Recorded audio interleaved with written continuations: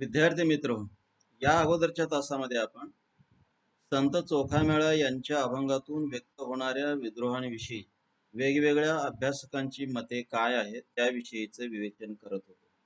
मित्र, या तासात आपण संत चोखामेळा यांच्या अभंगातून व्यक्त होणाऱ्या वारकरी संप्रदायाच्या तत्वज्ञानाविषयी विचार करणार आहोत.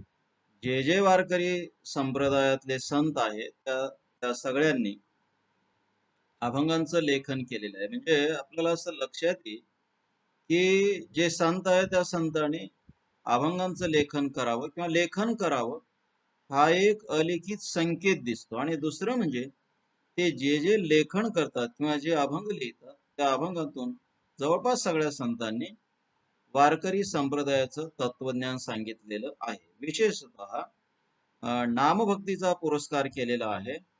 त्याचबरोबर पंढरपूर या क्षेत्राविषयी, चंद्रभागा या तीर्थाविषयी आणि विठ्ठल या दैवतांविषयी या सगळ्या संतांनी लिहिलेलं आहे. दुसरं म्हणजे इतर संतांविषयी सुद्धा लिहिलेलं आहे. संत चोखामेळा यांचे अभंग सुद्धा त्याला अपवाद नाही. संत चोखामेळा यांनी नामभक्तीचा पुरस्कार केलेला आहे, संतांविषयी लिहिलेला आहे आणि या पद्धतीनं किंवा या स्वरूपात त्यांनी वारकरी संप्रदायाचं एक तत्वज्ञान सांगितलेलं आहे. वारकरी संप्रदायाचं तत्वज्ञान नक्की काय आहे किंवा वारकरी संप्रदायाचा विचार काय आहे याचं आपण अगोदर विवेचन केलेलं आहे. त्याविषयी सविस्तर विवेचन अपेक्षित नाही. पण त्या संप्रदायाच्या तत्वज्ञानाविषयी संत चोखामेळा काय लिहितात हे आपण पाहणार आहोत. मित्र, त्यापूर्वी एक गोष्ट मी तुम्हाला सांगू इच्छितो किंवा स्पष्ट करेल तुमच्या समोर, ती म्हणजे वारकरी संप्रदायाच्या तत्वज्ञानाचा पाया हा आचरण आहे हे आपण जाणीवपूर्वक लक्षात घेतलं पाहिजे. वारकरी संप्रदायाचं तत्वज्ञान हे दिखाऊ स्वरूपाचं नाही. म्हणजे तुम्ही गळ्यामध्ये माळ घालणं वगैरे वगैरे हे दाखवणे याच्याशी संबंधित नाहीये. तुम्ही नक्की असणार काय आहात त्याच्याशी संबंधित आहे. दुसरं म्हणजे वारकरी संप्रदायाने जन्मसिद्ध पावित्र्याच्या ज्या कल्पना आहेत त्या कल्पना नाकारलेल्या आहेत. अन्यथा आपल्याकडे जी वैदिक व्यवस्था इथे होती त्या वैदिक व्यवस्थेचं धर्माचं तत्वज्ञान जर काय असेल तर पहिलं धर्माचं तत्वज्ञान म्हणजे ते भेद मांडणारं तत्वज्ञान आहे. म्हणजे विशिष्ट वर्णातली माणसं ही पवित्र असतात आणि धर्मशास्त्रामध्ये त्यांचा एक वेगळा अधिकार असतो, अशा पद्धतीची मांडणी त्यांनी केलेली आहे. वारकरी संप्रदायाने ती मांडणी खोडून काढून किंवा त्या मांडणीला विरोध करून सगळ्या समाजांसाठी धर्म किंवा परमार्थाचा मार्ग मोकळा आहे अशा पद्धतीचं एक तत्वज्ञान मांडलं. दुसरं म्हणजे इथे 16 ओळ्यांचं वगैरे काही नव्हतं. म्हणजे आपण पाहतो की वैदिक व्यवस्थेमध्ये तुम्ही वागता कसं हे फार महत्वाचं नाही, तर तुम्ही सोहळे किती पाळता, किती म्हणजे जन्माना श्रेष्ठ आहात हे तर एक कल्पना होतीच होती. पण त्याच्याशिवाय तुमचे दिखावा अशा पद्धतीचं धर्माचरण, मग सोहळे पाळणं वगैरे वगैरे असेल, सोहळे पाळणं असेल, केस वाढवणं असेल, विशिष्ट पद्धतीचे कपडे घालणं असेल, विशिष्ट वेळेलाच मंत्र वगैरे म्हणणं किंवा विशिष्ट वेळेला विशिष्ट विधी वगैरे असेल, या ज्या गोष्टी होत्या ह्या सगळ्या गोष्टी वारकरी संप्रदायानं मोडीत काढून एक सोपा मंत्र त्यांनी सांगितला आणि तो म्हणजे की विठ्ठलाचं नाम जपा किंवा रामकृष्ण हरी वगैरे नाम जपा, ईश्वराचा नामाचं संकीर्तन करा. हे करत असताना तुम्ही कुठल्या जातीतल्या, तुमचं वय किती आहे, तुम्ही सोहळे आहात की ओळे आहात वगैरे याचा काही संबंधच नाही, अशा पद्धतीची एक मांडणी वारकरी संप्रदायाने केली. आणि नवा एक आचरणाशी शोधला, हे आचरणाशी संबंधित म्हणजे बाकी सगळं ठीक आहे, तुम्ही आंघोळ केली का नाही, तुम्ही सोहळे आहात का नाही वगैरे, पण तुमचं आचरण मात्र शुद्ध असायला पाहिजे, आचरण चांगलं असायला पाहिजे. ते अगदी दुसऱ्यांवर उपकार करणारा वगैरे असायला पाहिजे, भूतदयावादी असायला पाहिजे, इतरांना ज्यांना गरज आहे मदतीची त्यांना सहाय्य करणारा असायला पाहिजे, अशा पद्धतीची एक भूमिका वारकरी संप्रदायाने मांडली. खरं म्हणजे तेच त्यांचं तत्वज्ञान आहे. वारकरी संप्रदायाचं तत्वज्ञान असं काही फार अवघड वगैरे नाही की फार मोठमोठे ग्रंथ काढावे लागतील आणि ग्रंथ काढून शोधत बसावं लागेल की यांचं तत्वज्ञान कुठे. वारकरी संप्रदायाचं तत्वज्ञान हे साधं आहे. पंढरीची वारी वगैरे ठीक आहे की जमलंच तुम्ही पंढरपूरची वारी करा, ती दर 15 दिवसांनी करा, अन्यथा वर्षातून दोनदा करा, नाही जमलं तर आयुष्यातून एकदा करा, अशा पद्धतीचं त्यांचं एक सूत्र. गळ्यात तुळशीची माळ घाला, नाही घातली तरी चालते, पण मांसाहार करू नका, मद्य पिऊ नका वगैरे अशा पद्धतीचं. आणि बाकी काही नाही, लोकांवर उपकार करा, चांगलं आचरण करा, खरं बोला, अशा पद्धतीचं एक भूतदयावादी जगणं जगा, अशा पद्धतीचे त्यांचे जे विचार आहे ते विचार म्हणजेच वारकरी संप्रदायाचं तत्वज्ञान आहे. वारकरी संप्रदायाचं तत्वज्ञान हे काही फार वेगळं आणि काही शोधावं लागेल किंवा कळणार नाही वगैरे असं काहीही नाही. तेव्हा हे जे तत्वज्ञान आहे हे तत्वज्ञान संत चोखामेळा यांच्या अभंगातून कसं येतं ते आपण पाहणार आहोत. काही अभंग आपण आधाराला घेऊ म्हणे, बाकी वारकरी संप्रदायाचं तत्वज्ञान वगैरे काय यापूर्वी आपण चर्चा केलेली आहे. इथे तुमच्या पुढे मी काही अभंग ठेवतो आणि त्या अभंगातून संत चोखामेळा वारकरी संप्रदायाचं तत्वज्ञान कसं मांडतात ते आपण स्पष्ट करत जाऊ. पण एका अभंगामध्ये त्यांनी असं म्हटलंय संत चोखामेळा यांनी की अनेक दैवते देती काय बापुडे, काय याची जोडी इच्छा पुरे, तैसा नव्हे माझा पंढरीचा राजा, न सांगता सहजा इच्छा पुरे, न लगे आटणी तपाची दाटणी, न लगे तीर्थाटणी काया क्लेश, चोखा म्हणे नाम जपता सुलभ, रुक्मिणी वल्लभ जवळी बसे. पहा, आता वर ठीक आहे की अनेक दैवते देते, म्हणजे बाकीचे दैवत ते जे आहे देव ईश्वर वगैरे जे काही ते काही तुम्हाला फार देणार नाहीत. ते विठ्ठलाच्या तुलनेनं बापुडे जरी बिचारे आहेत ते काही देणार नाहीत. विठ्ठल मात्र तुम्हाला तुमची जी इच्छा आहे ती इच्छा पूर्ण करतो, अशा पद्धतीने ठीक आहे. कुठलाही संप्रदाय हा त्यांनी मानलेलं जे दैवत असतं त्या दैवताविषयी असं बोलणारच. पण महत्वाचं जे आहे याच्यातलं सूत्र ते पुढे पहा की ते म्हणजे न लगे आटणी तपाची दाटणी. आपल्याकडे एक अध्यात्माचं जे सूत्र होतं ते सूत्र म्हणजे तप वगैरे करणे, काहीतरी शरीराला क्लेश देणे, काहीतरी वेगळं करणे, अशा पद्धतीचे. आपण जर ज्ञान मार्ग, योग मार्ग वगैरे पाहिले तर तुमच्या ते लक्षात येईल की हे जे परमार्थाचे मार्ग होते, हे परमार्थाचे मार्ग एकतर सर्वसामान्यांनी ते करूच नाही किंवा त्या मार्गाने जाऊच नाही, अशा पद्धतीचं सूत्र होतं. पण समजा एखाद्याला त्या मार्गाने जायचं असेल तर ते क्लेशकारक होते किंवा अवघड होते. संत चोखामेळ्याने सांगितलं तसलं काही करू नका.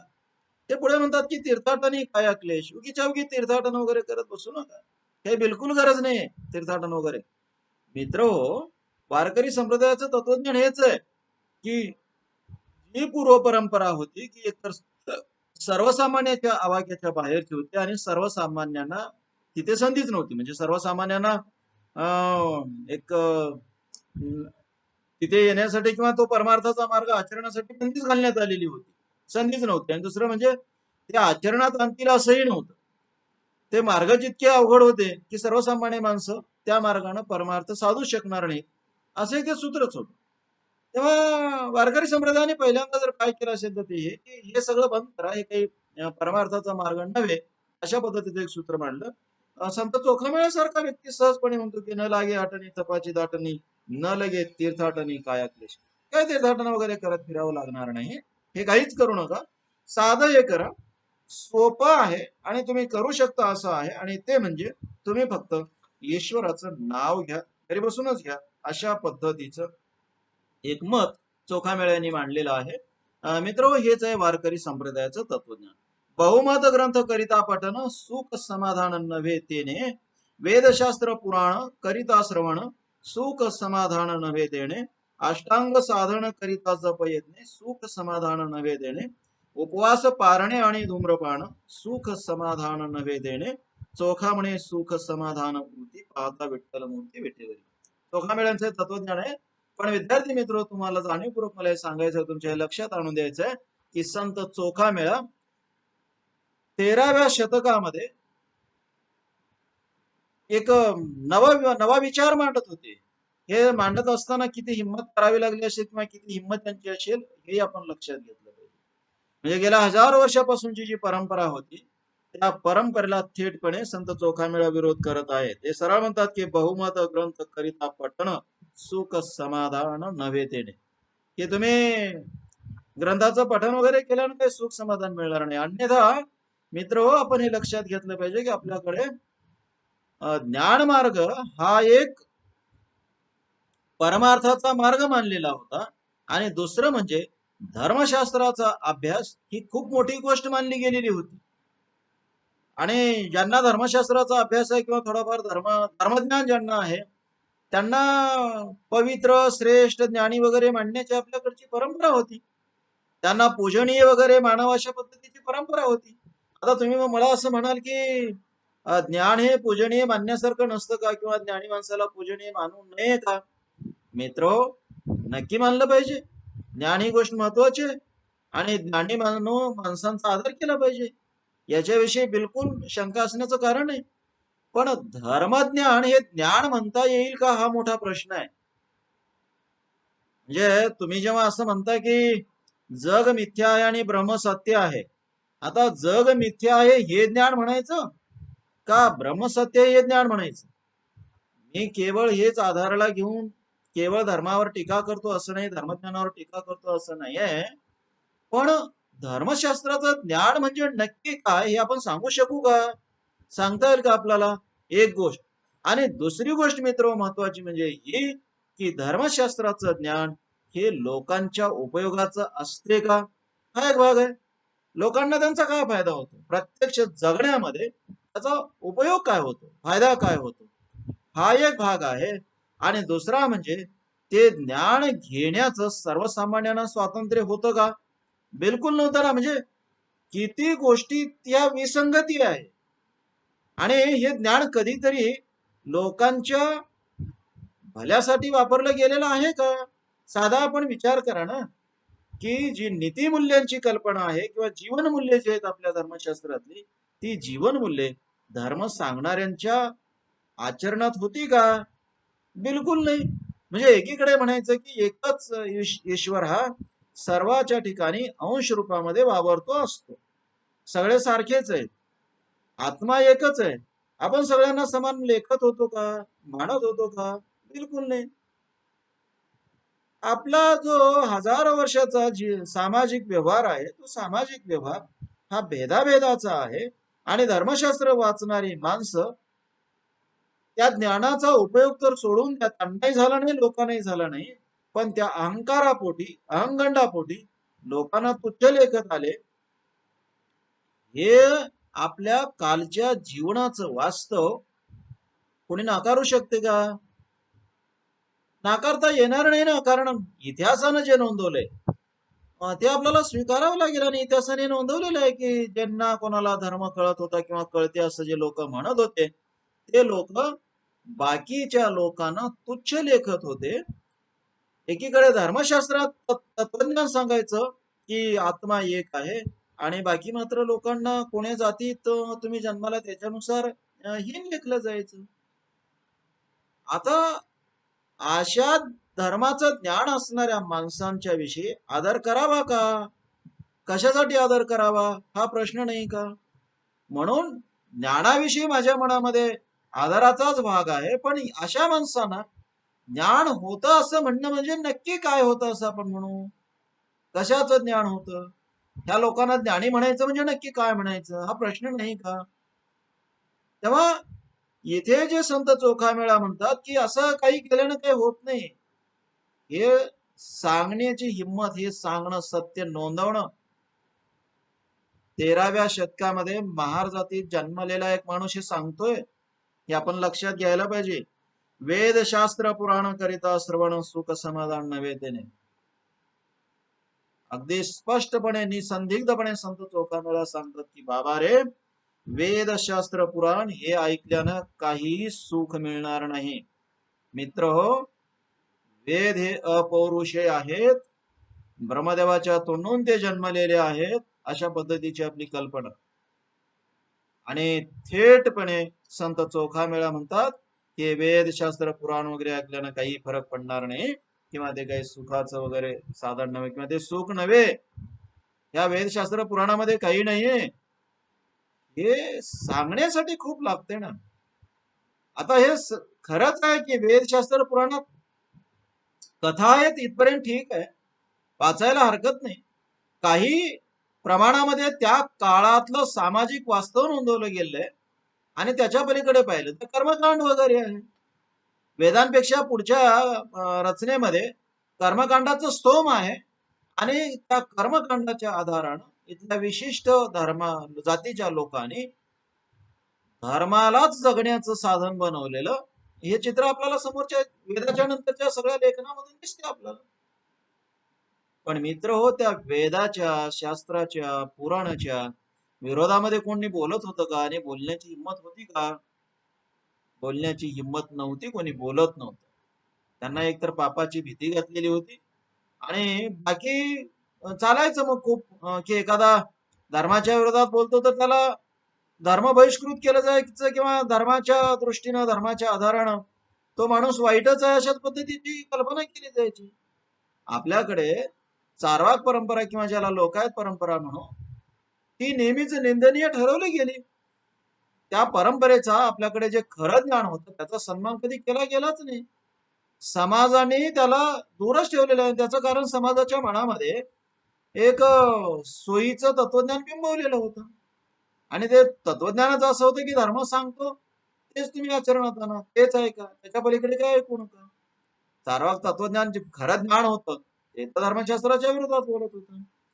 आता अशी परंपरा असताना आणि 13व्या शतकात त्याचा अधिक प्रभाव असताना संत चोखामेळा सांगतात की इथे काही सुख समाधान नाहीये. आता सुख समाधान नाही याचा अर्थ दुसरा असा होतो की हे काय फार कामाचं नाहीये, हे काय फार महत्वाचं नाहीये. आता वेद शास्त्र पुराण महत्वाचे नाहीत हे सांगणं खूप मोठी गोष्ट नाही का? संत चोखामेळा हे सांगत होते आणि हे सांगत असताना ते वारकरी संप्रदायाचे सर्वजण सुलभ असं नवतत्वज्ञान नवा विचार सांगत होते आणि तो साधा होता.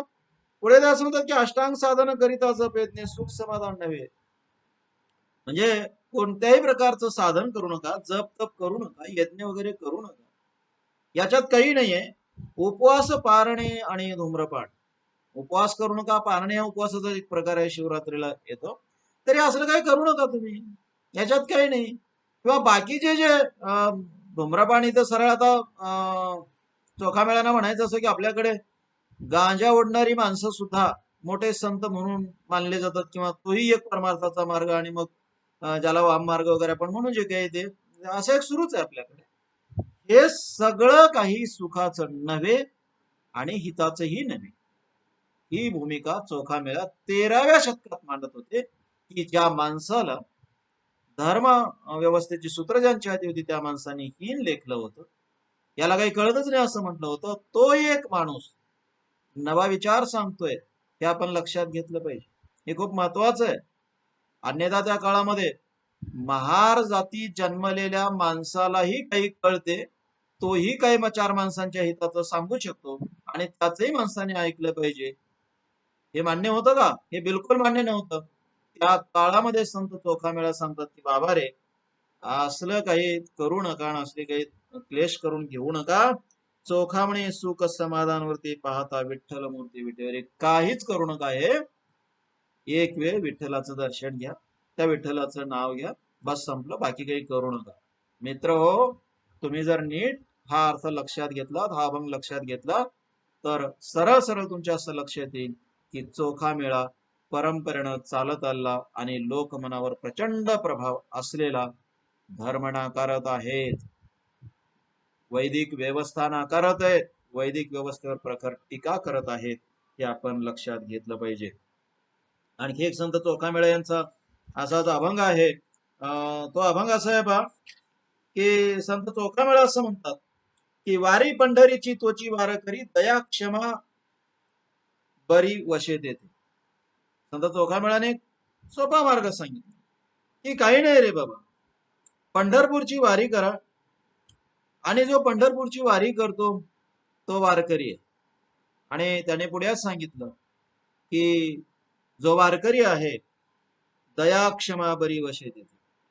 वारकऱ्यांचं लक्षण आहे की दया क्षमा शांती त्यांच्या वागण्यामध्ये असायला पाहिजे आणि ज्यांच्यात दया क्षमा शांती आहे तेच खऱ्या अर्थाने वारकरी असतात. आणि पुढे ते म्हणतात की तो माझा प्राणाचाही प्राण आहे, त्यांना आम्ही ओवाळील, अशा पद्धतीची भूमिका. मित्र हो, हे सुद्धा एक वारकरी संप्रदायाचं तत्वज्ञान आहे आणि विशेष म्हणजे हे तत्वज्ञान सांगताना त्यांनी आपल्याकडे जे कर्मकांड रूप धर्माचं प्रस्थ होतं त्या प्रस्थाला नाकारलेला आहे. तो धर्म नाकारलेला आहे हे आपण लक्षात घेतलं पाहिजे. एक वेळा पंढरी वाचे जो उच्चारे मोक्ष त्याचे घरी नांद तसे सदा सर्व काळ विठ्ठल चिंतन करीती कीर्तन दिवस रात्री ते माझे सोयरे सज्जन सांगाती जे आठवते विठोबाशी चोखा म्हणे ते परलोकीचे सखे गाती नाममुखे विठोबाचे. जोगामिळाने सांगितलं काही नाही, विठोबाचं नाव घ्या, जे विठोबाचं नाव घेतात तेच माझे सखे सांगाती आहेत. आणि जीवनाचं जर हित तुम्हाला साधायचं असेल तर ते करा. बाकी खूप अवघड वगैरे काही करू नका. विठ्ठलाचं नाव घ्या, जमलं तर पंढरपूरला जा, तोच तुमचा परमार्थाचा मार्ग आहे. याच्याशिवाय वेगळा असा काही परमार्थाचा मार्ग नाही आहे आणि त्या भानगडीत तुम्ही पडू नका. अशा पद्धतीची एक मांडणी त्यांनी केली आहे. आण साधने सयास काही न करी आयास नामाचाची उल्हास हृदयवास असावा हेची मागत असे देवा हीच माझी भोळी सेवा. बाकी काही करू नका मित्रो. 13व्या शतकामध्ये संत चोखामेळा बाकी काही करू नका, कर्मकांड काही करू नका, दान वगैरे काही देण्याच्या भानगडीत पडू नका असं सांगत होते. व्रताचार करू नका, उपास तपास करू नका असं सांगत होते. ही गोष्ट खूप मोठी आहे. तुम्ही काय करा, काहीच करू नका, आनंदानं ईश्वराचं नाव घ्या. आता तुम्ही जर मला असं विचारलात की ईश्वराचं नाव घेताना मग खरंच काय परमार्थ साधतो का, पंढरपूरला गेल्याने काही परमार्थ साधतो का? मित्र हो, ईश्वराचं नाव घेतल्यानं परमार्थ साधतो का नाही वादाचा विषय होऊ शकतो. पंढरपूरला गेल्यानं परमार्थ साधतो का नाही वादाचा विषय होऊ शकतो. पण विठ्ठलाचं नाव घेण्यासाठी तुम्हाला काही खर्च करावा लागत नाही आणि हे विठ्ठलाचं नाव घेण्यासाठी तुम्हाला जातीचे वगैरे बंधन नाही, ते वारकऱ्यांनी सांगितलेलं आहे. दुसरं म्हणजे पंढरपूर हे महाराष्ट्रातल्या लोकांसाठी काशीला जाण्यापेक्षा जवळच आहे ना, बरं आहे ना. या अर्थाने आपण लक्षात घेऊ ना. आणि याच अर्थाने आपण हे समजून घेतलं पाहिजे की वारकरी संप्रदायानं परमार्थाचा एक सर्वजण सुलभ असा मार्ग सांगितलेला आहे. आणि या सर्वजण सुलभ मार्गाने जर समाज गेला तर त्यांना परमार्थ साधेल का नाही हा वादाचा विषय होऊ शकतो. मात्र त्यांचं प्रपंचाचं नुकसान कमी होऊ शकतो ही वस्तुस्थिती. आणि वारकरी संप्रदायानं परमार्थाचं काय व्हायचं ते होईल, पण याचा प्रपंच चांगला झाला पाहिजे ही त्यांची भूमिका होती. नाही तर आपल्याकडे 4 महिने चातुर्मास करा. आता 4 महिने फिरत गेला माणूस, घरच्या माणसाने काय करायचं? घरी समजा लेकरे बायको आहे, त्याने काय करायचं? त्याच्यापेक्षा बरं आहे ना की वर्षातून एकदा पंढरपूरला जाऊन घरी या, किंवा दान धर्म करा, व्रताचार करा, उपास तपास करा. याच्यापेक्षा बरं आहे ना की कामधाम करताना विठ्ठलाचं नाव घ्या. म्हणजे परमार्थाचा परमार्थ साधेल का नाही हा वेगळा भाग आहे. पण प्रपंचातून माणसं उठणार नाही, संसारातून माणसं उठणार नाही याची काळजी वारकरी संप्रदायाने घेतली. ही गोष्ट आपण नाकारू शकतो का? वारकरी संप्रदायाचं तत्वज्ञान कोणालाही आचरणात आणण्यासारखं नुकसान न करणार आहे हे आपण नाकारू शकतो का? आणि या पातळीवर मला वाटते की वारकरी संप्रदायाकडे पाहिलं पाहिजे आणि त्या काळाच्या संदर्भात पाहिलं पाहिजे. नाहीतर आज जर कोणी आता 21व्या शतकामध्ये कोणीतरी उठला आणि म्हणायला लागलं की तुम्ही आता पंढरपूरच्या वाऱ्या करा, तुम्ही हे करा ते करा आणि याच्यात तुमचं हित आहे, तुम्ही एकादशी धरा वगैरे, तर आता ते योग्य ठरणार नाही. कारण आपण मधले 700 वर्षे गेलेले आहेत आणि 700 वर्षाच्या नंतर असं नाही. आता आपल्या एकूण जगण्यावर, आपल्या एकूण जीवनावर धर्मशास्त्राचा फार प्रभावच नाही आणि असूही नाही तो. आपण आता खूप पुढे आलेलो आहोत. पण मित्र हो, आजपासून 700 वर्षांच्या पूर्वी की स्तबंध मानवी जीवनावर धर्माचा प्रचंड प्रभाव होता. त्या काळामध्ये कर्मकांडात्मक धर्माला नाकारून एक वेगळा धर्म, सर्वजण सुलभ असा धर्म वारकरी संप्रदाय सांगत होता. हे महत्वाचं नाही का, हे लक्षात घेतलं पाहिजे. आणि मला वाटतं की याच पातळीवर वारकरी संप्रदाय असो किंवा महानुभाव संप्रदाय असो यांचं मूल्यमापन केलं पाहिजे. याचं मूल्यमापन आजच्या काळाच्या संदर्भात करू नये. आज आता आपल्या जीवनाचे संदर्भच वेगळे आहेत, आपल्या जीवनाची दिशाच वेगळी आहे. आज आता या गोष्टीची फार आता गरज नाहीये. पण 13व्या शतकात मात्र जेव्हा संपूर्ण समाजच धर्माच्या प्रभावात जगतो आहे, तेव्हा त्या समाजांना एक नवा मार्ग सांगणे, त्या समाजाला नव्या मार्गावर नेणे आवश्यक नव्हतं का? होतं. आणि ते काम वारकरी संप्रदायाने केलेलं. आणि अशा पद्धतीचं एक सोपं, की बाकी काही करू नका, काहीच करू नका तुम्ही, आनंदानं केवळ नाव घ्या, नामाचाची उल्हास हृदयवास असावा. काही करू नका, नाव घ्या. तुमच्या आत्म्यामध्ये, तुमच्या मनामध्ये नेहमी नामाचा वास असावा. नाव घेत राहा, बाकी काही करू नका. अशा पद्धतीची कल्पना किंवा अशा पद्धतीचं एक सूत्र या वारकरी संप्रदायानं सांगितलेलं आहे, हे आपण लक्षात घेऊ. आणखी एक पहा, भेदाभेद भ्रम, भेदाभेद कर्म न कळे त्याचे वर्म, वाऊगाची श्रम वाहती जगी, नामाप्रता मंत्र नाही त्रिगुणी, पाप ताप नयनी न पडेची, वेदाचा अनुभव शास्त्राचा अनुवाद, नामची गोविंद एक पुरे, चोखा म्हणे मज काहीच न कळे विठ्ठलाचे, बळे नाम घेतो. ही गोष्ट किती महत्वाची आहे. भेदाभेद कर्म न कळे त्याचे वर्म, काही भेदाभेद पाळू नका, त्याच्यात काही लपलेलं नाहीये. आणि भेदाभेद का पाळतात? अज्ञानापोटीच पाळतात असंही त्यांना म्हणायचंय. तेव्हा हे असं काही करू नका, भेदाभेद वगैरे काही पाळू नका.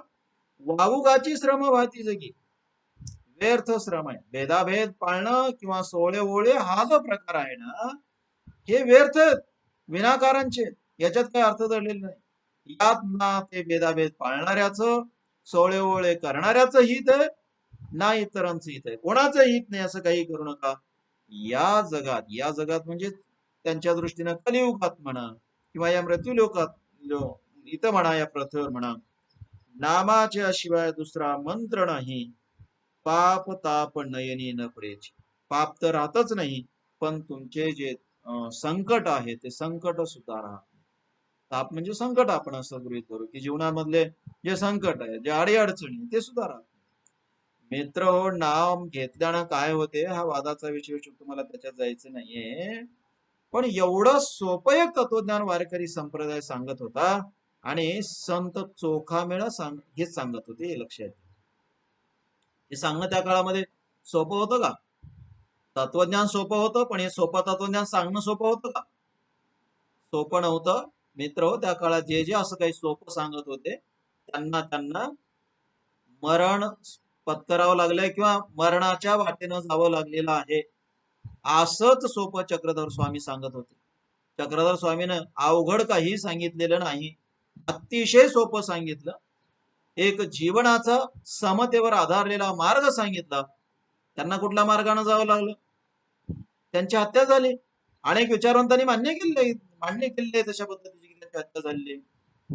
संत चोखामेळ्यांना त्याच मार्गाने जावं लागलं, पण संत चोखामेळा न भीता अशा पद्धतीचे एक तत्व सांगत होते. वेदाचा अनुभव शास्त्राचा अनुवाद. वेदाचा अनुभव आहे. काय अनुभव आहे? की नाम घ्या तुम्ही, सगळं काही तुम्हाला मिळेल. वेदाचा अनुभव काय आहे हे चोखामेळ्यांना माहीत होतं का, हा प्रश्न आहे. कारण संस्कृत मध्ये असणारे वेद चोखामेळा वाचत होते का, हा प्रश्न आहे. पण यांनी सांगितलं की वेदाचा तोच अनुभव आहे. ठीक आहे ना, वेद वाचलेच पाहिजेत असं नाही. तसही मित्र हो, सगळ्यात लबाड जर आपण कुठे बोलत असू तर धर्म व्यवस्थेमध्येच बोलत असतो. इथे काहीही पुरावे नसतात, आणि कोणीही तुम्हाला पुढे हे खरं का खोटं विचारलं येत नसतं. इथे सगळं खोटं बोललं जातं. म्हणजे तुम्ही पुण्य करा, पुण्य केल्याच्या नंतर स्वर्गात जाल असं सांगितलं जातं. आता स्वर्ग असायला पाहिजे ना स्वर्गात जायला, पण मेलेला माणूस परत स्वर्ग कुठे मला भेटलंच नाही म्हणून विचारायला कधी येतो का? बिलकुल येत नाही ना. म्हणून खोटी आश्वासनं सगळ्यात जास्त जर कुठे दिली जात असतील तर ती धर्मव्यवहारात दिली जातात. हे माझं विधान. पुन्हा एकदा धर्माचं स्वरूप लक्षात घेऊन तुम्ही तपासून पहा, हे खोटं आहे का. म्हणजे धर्मव्यवस्थेमध्ये जितकं खोटं बोललं जातं तितकं दुसरीकडे नाही. कारण दुसरीकडे पुरावे द्यावे लागतात या ना त्या स्वरूपामध्ये. तुम्ही 100दा खोटे बोलले तर 4-2 तरी पुरावे द्यावे लागतात. धर्मव्यवस्थाच एक असं ठिकाण आहे, असं एक क्षेत्र आहे की इथे पुरावे मागत नाहीत. आणि विशेषतः इथली जी आश्वासनं असतात ती आश्वासनं जवळपास मृत्यूच्या नंतरची असतात. आणि मित्र हो, माणूस मेला की पुनर्जन्मही नाही आणि परत येणेही नाही. आणि तो कशाला इथं पुरावे मागायला येतो, साक्षी काढायला कशाला येतो? म्हणून इथे जास्त दिली जातो. मित्र सांगायचं ते मला, या खोलला जायचं नाही, याच्यावर खूप बोलता येईल, याच्यात मला हे बोलायचं नाही, मला हे सांगायचंय की अशा क्षेत्रामध्ये संत चोखामेळासारखा माणूस लोक समाजाच्या भल्यासाठी हे सांगतो, याच्यात वाईट काय आहे? की वेद हेच सांगतात असं तो सांगतो. वेद काय सांगतात हे त्यांना माहित असेल किंवा नसेल, ठीक आहे. वेद त्यांनी वाचले असतील किंवा नसतील, शास्त्र पुराण वाचले असतील किंवा नसतील, ठीक आहे ना. पण ते सांगतात की ते हे सांगतात, काय सांगतात वेद? काय नाही, नाम घ्या तुम्ही पावन. खोटं का खरं हा भाग वेगळा, म्हणजे याच्यावर वाद होईल, पण हे सांगण्यामध्ये वाईट काही नाही हे महत्वाचं. हे थेटपणे लोकांना सांगतात की बाबा रे हे सांगतात आणि तुम्ही काही करू नका. नामची गोविंद एक पुरे. तुमच्या परमार्थाच्या प्राप्तीसाठी, परमार्थ साधण्यासाठी, पारमार्थिक हित साधण्यासाठी तुम्हाला केवळ आणि केवळ गोविंद हे नाम पुरं आहे, याच्या पलीकडे काहीही नाही असं सांग. मित्र, एवढं सोपं तत्वज्ञान जर वैदिक व्यवस्थेनं सांगितलं असतं की काही नाही देवाचं नाव घ्या, तर त्यांची दुकानदारी चालली असती. वैदिक व्यवस्थेचं मला फार खोला जाऊन विवेचन करायचं नाही, पण सर्व व्यवस्था पहा तुम्ही, धर्माचे सर्व सूत्र पहा तुम्ही, लोकांचं हित त्याच्यामध्ये कुठे नाही, कुठेही दिसत नाही. दुकानदारी कशी चालवायची दिसत नाही का आपल्याला? म्हणजे काय करा, कर्मकांड करा, विधी करा आणि विधीचं दान द्या. मग कुठलेही विधी तुमच्या आयुष्यातले कुठले बाकीचे जर विधी असतील ते विधी करत राहा, ते विधी विशिष्ट माणसांच्या हस्ते करा आणि त्यांना तुम्ही दान देत राहा. आता गोविंद विठ्ठलाचं नाव घ्यायला विधीचा प्रश्न येतो कुठे? विधी नाही आणि दुसऱ्याला दान नाही. आपापलं नाव घ्यायचं, ते कोणाकडून मंत्र घेण्याची गरज नाही किंवा कोणी सांगण्याची गरज नाही. बरं, याला सोळवळ असण्याची गरज नाही, याला विशिष्ट जातीचं असण्याची गरज नाही, याला विशिष्ट वयाचा असण्याची गरज, काही कशाचा संबंध, काही करू नका तुम्ही. गोविंद हे नाव पुरस आहे आणि वेद हेच सांगतात, हे चोखामेळा म्हणतात. म्हणजे अभंग जर समोर नसताना कोणी सांगितलं तर हे कोणाला खरं वाटणार नाही, पण आता चोखामेळाचा अभंग समोर आहे आणि चोखामेळा म्हणतात की वेदाने हे सांगितलेलं आहे, काही नाही, गोविंदाचं नाव घ्या, विठ्ठलाचं नाव घ्या, ईश्वराचं नाव पुरेसं आहे, हाच धर्म आहे, हाच परमार्थ, याच्या पलीकडे काहीच नाही. मित्र, ही खूप महत्वाची गोष्ट आहे. चोखामेळा अशा पद्धतीचं एक वारकरी संप्रदायाचं तत्वज्ञान सांगताना लोकांचा संसार, लोकांचं जगणं कसं सुखाचं होईल आणि ज्या लोकांना परमार्थाचा मार्ग नाकारलेला आहे त्या लोकांना आपणही परमार्थ करतो त्याचं समाधान कसं मिळेल याची काळजी घेत होते. मला वाटतं की खूप महत्वाची गोष्ट आहे, खूप म्हणजे लोकांच्या हिताचा विचार केलेला आहे हे आपल्याला लक्षात घ्यायला पाहिजे. न लगे साचार यज्ञ या याग यज्ञ विचार जप निरंतर विठ्ठल नामी योग्याची वाटे न लगे खटपट नामाची फुकट जपादी. किती महत्वाचं आहे. वारकरी संप्रदायाचं तत्वज्ञान म्हणून याकडे पाहिला तरी महत्वाचं आहे, पण एक महार माणूस सांगतो आहे किती महत्वाचं आहे. 13व्या शतकात तो सांगतोय किती महत्वाचं आहे. मित्र, चोखामेळांचं जोखीम पत्करून हे जे सगळं सांगणं होतं, हे सांगणं डॉक्टर बाबासाहेब आंबेडकर यांना सुद्धा भावलं. म्हणून डॉक्टर बाबासाहेब आंबेडकर यांनी आपला ग्रंथ चोखामेळ्यानं अर्पण केलेला आहे. ही गोष्ट मोलाची आहे, महत्वाची आहे, हे आपण नीट लक्षात घेतलं. जे संत चोखामेळा 13व्या शतकामध्ये जोखीम पत्करून आपल्यावर काय संकट येईल याची कदाचित त्यांना जाणीव होती ना, असेलच ना, ते पत्करून ते सांगत आहे की बाबा रे, तुम्ही यज्ञ याग वगैरे काहीही करू नका. आणि आपण लक्षात घेतलं पाहिजे, बहुजन समाजाला यज्ञ करणं शक्य होतं का? आणि धर्म काय सांगत होता? यज्ञ करा तुम्हाला पुण्य मिळेल. म्हणजे ज्या गोष्टी करणं शक्य नाही ते करायला सांगायचं, नाही तर सांगायचं की तुम्ही पापी आहात. म्हणजे हे षडयंत्र पहा किती विचित्र आहे. बरं, बाकीचे कुठलेही काही कर्मकांड करा, दान देण्याची प्रथा सुरू. अशा काळामध्ये चोखामेळा सांगतात हे काहीच करू नका, फक्त विठ्ठलाचं नाम जपा, योग्याची वाटे न लगे खटपट नामाची फुकट जपा आधी. योगयाग वगैरे काही करू नका, काही करू नका. योग साधना आपण ज्याला म्हणतो ना, जप तप वगैरे जे काही असेल काहीच करू नका, त्या खटपटीतच पडू नका. काय करा तुम्ही, फुकटचं नाम जपा, त्याच्यासाठी कोणाला पैसे द्यावे लागत. मी पुन्हा पुन्हा मी सांगतोय विद्यार्थी मित्र, की वारकरी संप्रदायानं सांगितलेला नामभक्तीचा मार्ग पारमार्थिक हिताचा किती आहे हा वादाचा विषय होऊ शकतो, पण प्रपंचाचं नुकसान कमी होईल हे मात्र नक्की. आणि वारकरी संप्रदायाने हीच काळजी घेतलेली की बहुजन समाजांचं संसारातलं इथल्या भौतिक जगण्याचं नुकसान होईल, त्यांच्या आध्यात्मिक जगण्याचं होईल काय, ते वर कुठे जाणार आहे, स्वर्गात जातील का वैकुंठात जाईल, त्याचं काय व्हायचं ते होईल नंतर, पण निदान इथं ते सुखानं जगले पाहिजे. आणि धर्माच्या नावानं यांना लुबाडणारे जे लोक आहेत ते सभोवती होतेच, तर त्यांच्या हातून यांची सुटका व्हावी, यांची लुबाडणूक होऊ नये याची काळजी घेत होते. आणि म्हणून हे सांगत होते किती महत्वाचं आहे की नलगे साचार या गयज्ञ, काहीच करू नका, काही करू नका, योग्या वगैरे काही करू नका. तुम्ही काय करा, फुकटचं नाव घ्या. संत चोखामेळा सांगतात, हे आपण लक्षात घ्यायला हवं. पुढे बा, आम्हाला कळे ज्ञान न कळे पुराण, वेदाचे वचन न कळे आम्हाला. संत चोखामेळा थेटपणे म्हणतात आम्हाला ज्ञान माहित नाही, म्हणजे ज्ञान कळत नाही म्हणजे काय, धर्माचं ज्ञान कळत नाही आम्हाला, पुराण कळत नाहीत, वेदाचं वचन न कळे आम्हाला. वेद काय सांगतात आम्हाला माहित नाही. ते पुढे म्हणतात आगमाची अटी निगमाचा भेद. आगम म्हणजे धर्मशास्त्र, वेद वेद वगैरे, आणि अटी म्हणजे प्रयत्न किंवा पेच या अर्थाने आपण म्हणतो. धर्मशास्त्रच कळत नाही आणि धर्मशास्त्राचे पाच पेच कळत नाही. नक्की त्यांना काय म्हणायचंय, कशासाठी हा सगळा आटापिटा चाललंय. अटी पा आगमाची अटी, आठी याचा अर्थ तेच असं आपल्याला करता येतो, आठी पाडणे, किंवा याचा अर्थ प्रयत्न असा होऊ शकतो. पण इथे ते म्हणत आहेत आम्ही हे धर्मशास्त्र किंवा वेदशास्त्र वगैरे आहे ना, ते जाणून घेण्याच्या भानगडीतच बनणार नाही. आणि दुसरं म्हणजे त्यांचे जे पाचपेच आहेत त्यांच्यातली जी गुंतागुंत आहे आम्हाला ते माहित नाही. आम्ही निगमाचा भेदही जाणत नाही. निगम म्हणजे वेदशास्त्र, आगम निगम तेच आहे.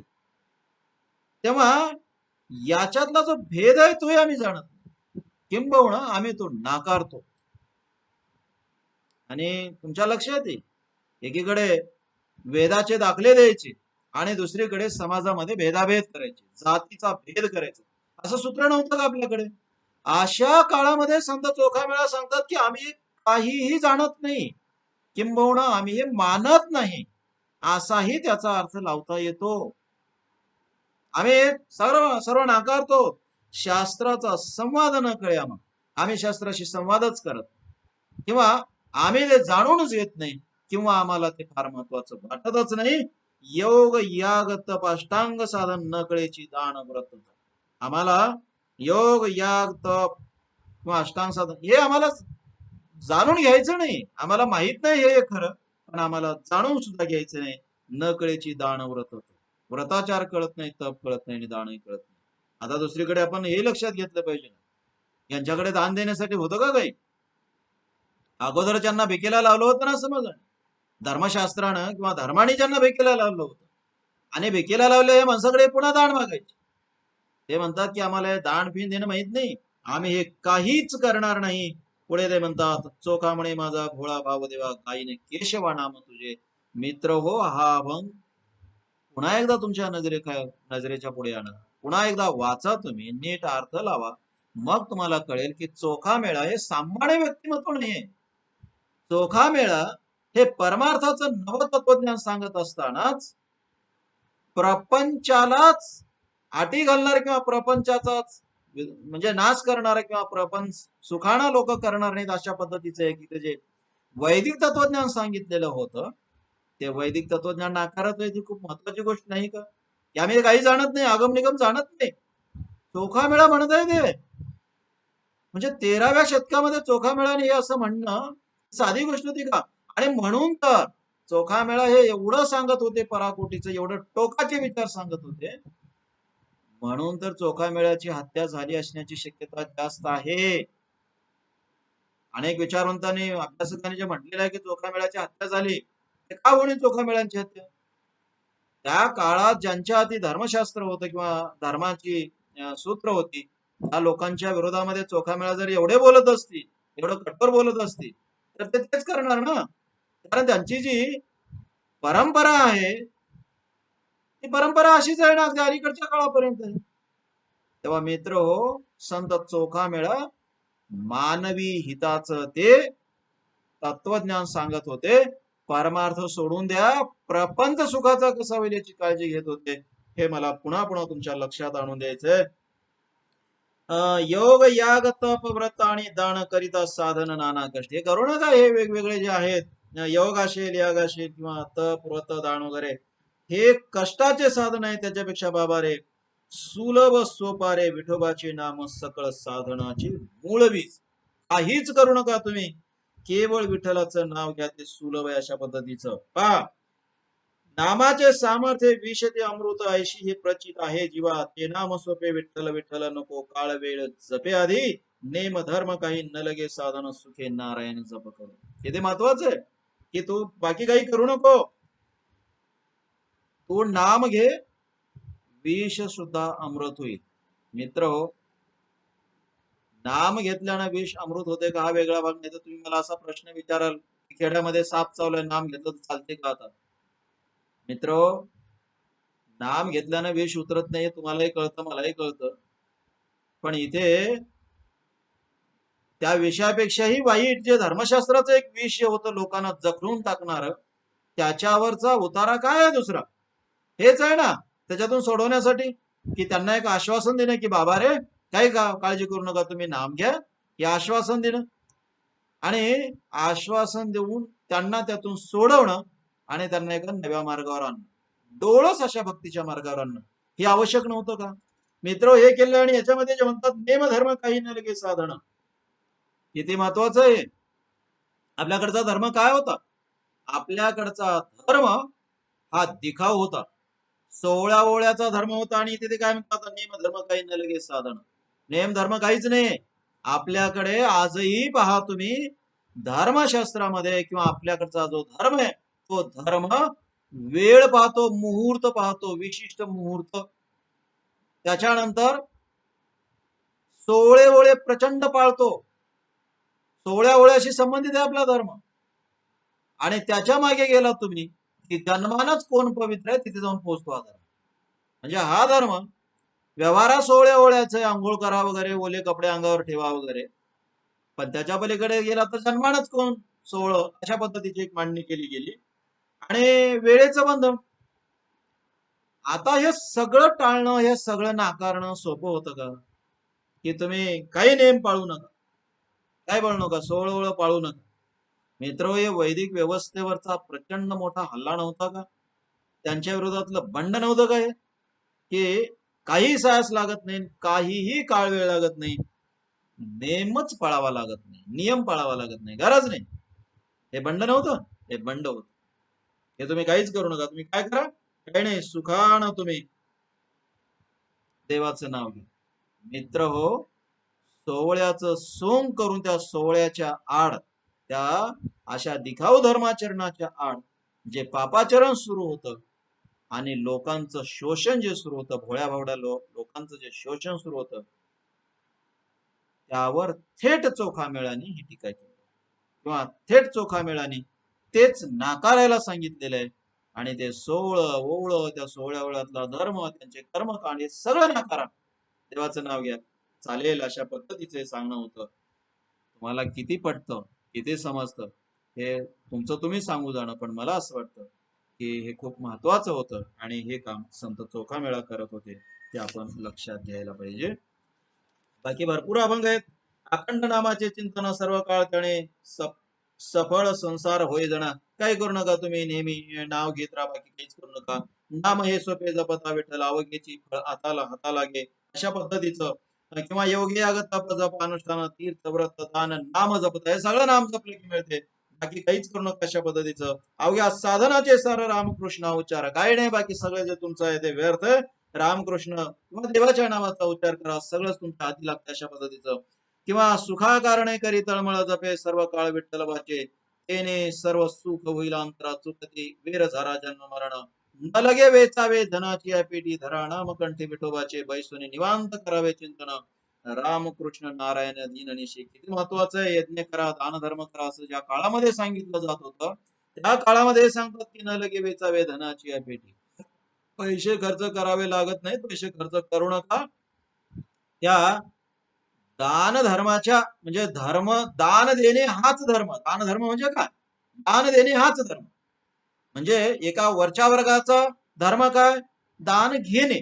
आणि बाकी 3 वर्णाचा धर्म काय? दान देणे. म्हणजे आपला धर्म दान धर्म दान धर्म जे आपण म्हणतो त्याचं माझ्यासारख्या सामान्य माणसाला जे उलगडताना त्याचा जो अर्थ लागतो ना तो अर्थ हा आहे की ब्राह्मण क्षत्रिय वैश्य शूद्र अशा पद्धतीची एक रचना करायची.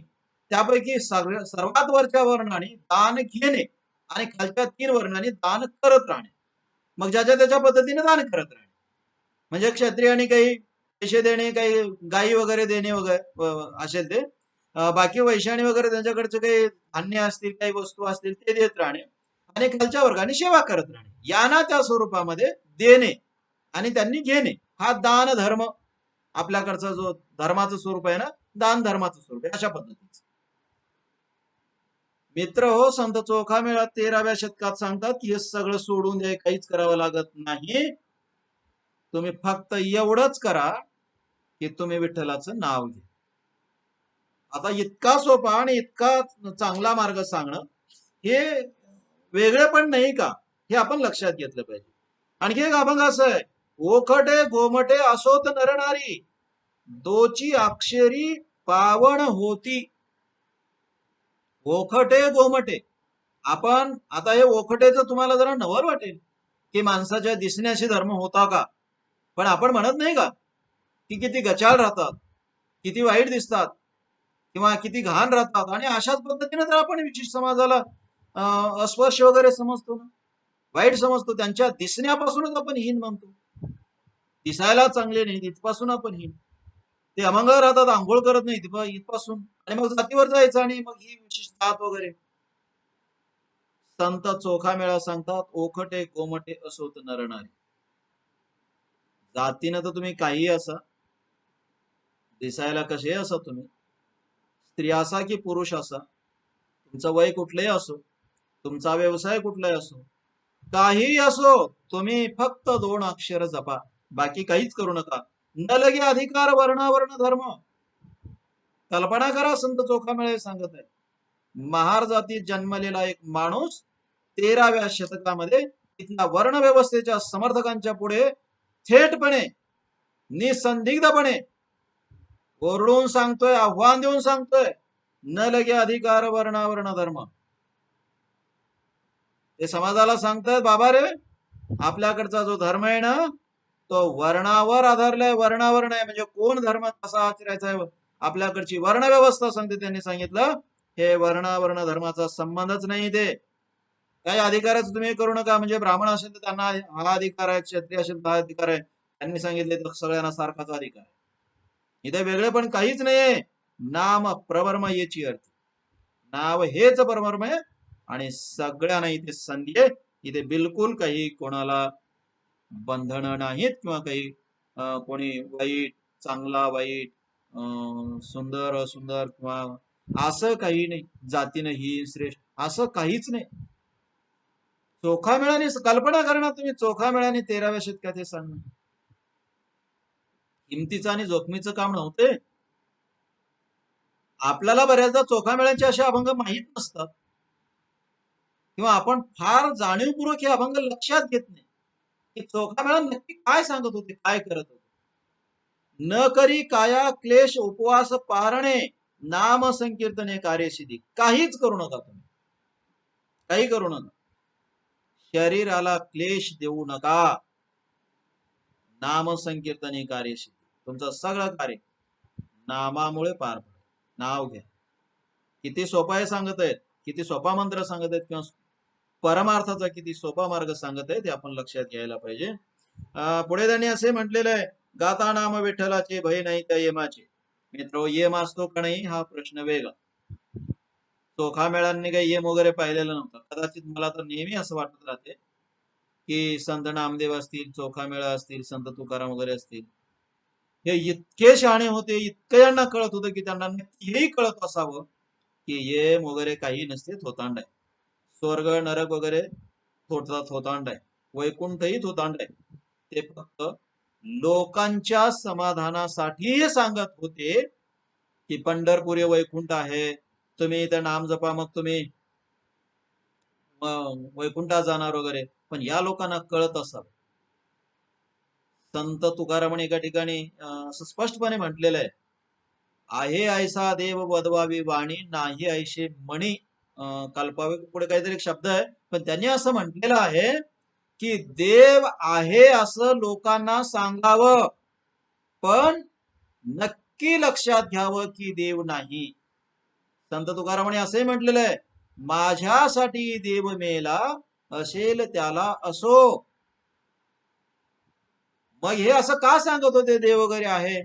मला किंवा किंवा असं वाटत राहते की हे लोकांना फक्त सांगत होते, कारण यांनी जर लोकांना सांगितलं असतं की असं काहीच नाही आहे, तर लोकांनी यांची संगतच सोडली असते, लोकांनी यांच्यावर विश्वास ठेवला नसता. म्हणून लोकांसाठी हे कदाचित सांगत असावे, पण त्यांना ते कळत असावं की हे काही नाहीये. आणि म्हणून तर त्यांनी हे सांगता सांगता लोकांचा प्रपंच कसा चांगला होईल याची काळजी घेत घेते एक सोपा परमार्थाचा मार्ग सांगत होते. कारण त्यांच्या दृष्टीनं परमार्थ साधणे हे महत्वाचं नव्हतंच, त्यांच्या दृष्टीनं प्रपंच साधणे हेच महत्वाचं. अन्यथा चोखा ज्या माणसाने विटाळाचे अभंग लिहिले, जो माणूस सांगतो की सगळे माणसं सारखेच, जन्मता सगळ्यांचं शरीर सारखं आहे आणि त्यामुळे सगळ्यांनाच विटाळ होतो, ब्रह्म्याला विटाळ आहे, विष्णूला विटाळ आहे, असा म्हणणारा चोखामेळा, इतक्या थेटपणे सांगणारा हा चोखामेळाला येमच नसतो असं कळत नसावं. मला असं वाटतं येम वगैरे काही नसते, त्यांना कळत एवढा विवेक त्यांच्यामध्ये होता. हे विवेकवादी संत होते. संत नामदेवाने सुद्धा मूर्तीपूजेवर वगैरे प्रचंड टीका केलेली आहे. तिथं म्हणतात की देव बोंबलत पाण्यात टाकायचं ना, ते बोंबलत नाहीत, तुमचं काय भलं करणार आहे. आता देव बोंबलत नाहीत एवढ्या तीव्र भाषेत संत नामदेव बोलतात. हे म्हणजे यांचं नक्की यांचा विवेक काय असावा, विचार काय असावा आणि जनसामान्याच्या हिताच्या गोष्टी काय असू शकतात याचं यांच्या डोक्यात नक्की काय चालत असावं. आणि मग हे नक्की नाचू कीर्तनाचे रंगी ज्ञानदीप लावू जगी असं जेव्हा म्हणतात, तेव्हा यांना नक्की काय सांगायचं असावं. मित्र, मला वाटते हे खूप विवेकवादी होते, वरच्या टप्प्यावर वरच्या बाजूवर होते. लोकांना सांगण्यासाठी, त्यांच्या भाषेत त्यांना धर्म सांगण्यासाठी ते मग एक परमार्थाचा मार्गही सांगत होते. मग तुम्ही नाव घ्या, मग तुम्ही ठीक आहे, आता तुम्ही उपवास करणारच आहात ना, मग करा आता एखादं. तुम्ही तीर्थाटन करत फिरणारच आहात, चातुर्मास करणारच आहात ना, मग ठीक आहे, आता ते सोडून द्या, एका पंढरपूरला जा. पण त्यांना कळत होतं याच्या पलीकडे आणखी काहीतरी आहे, आणि ते सूत्र सगळ्या संतांनी मांडलेले. ते सूत्र कुठे आहे? संत तुकारामांच्या अभंगात दिसत नाही का आपल्याला?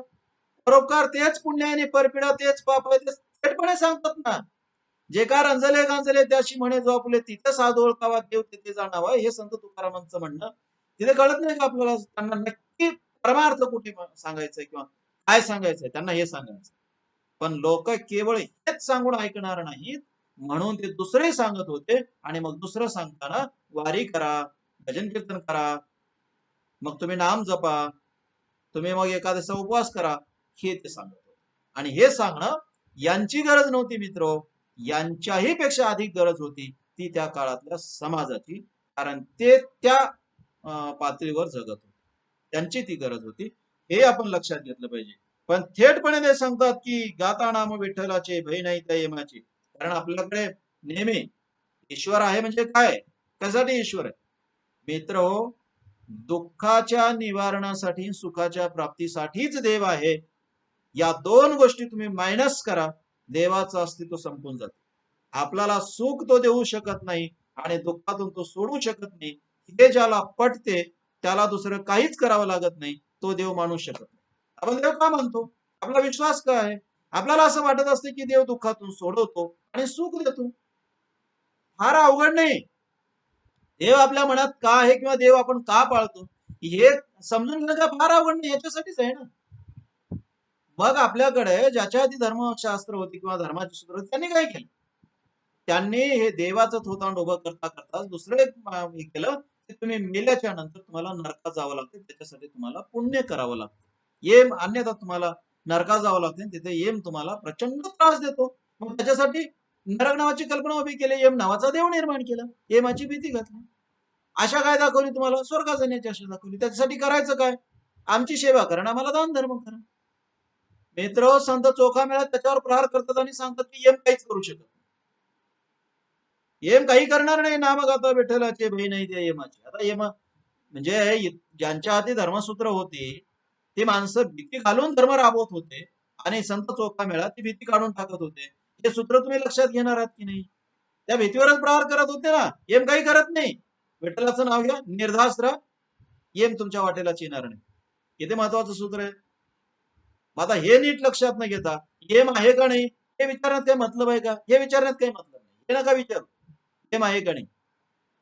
संत चोखा मेळा येम आहे का नाही याच्याविषयी बोलत नाहीत, ते बोलतात की येम असेल नाही तर नसेल, पण येम तुम्हाला काही करू शकणार नाही. तुम्ही फक्त विठ्ठलाचं नाव घ्या. किती महत्वाचं आहे पहा, असा विश्वास धरा. जप तप तीर्थाटन नको वाटणी ताटणी. तुम्ही उगीच्या उगी कशाला आटापिटा करता, कशाला त्रास करून घेता, जप तप वगैरे हे सगळं सोडून द्या. अशा पद्धतीची कल्पना संत चोखा मेळा मांडत होते.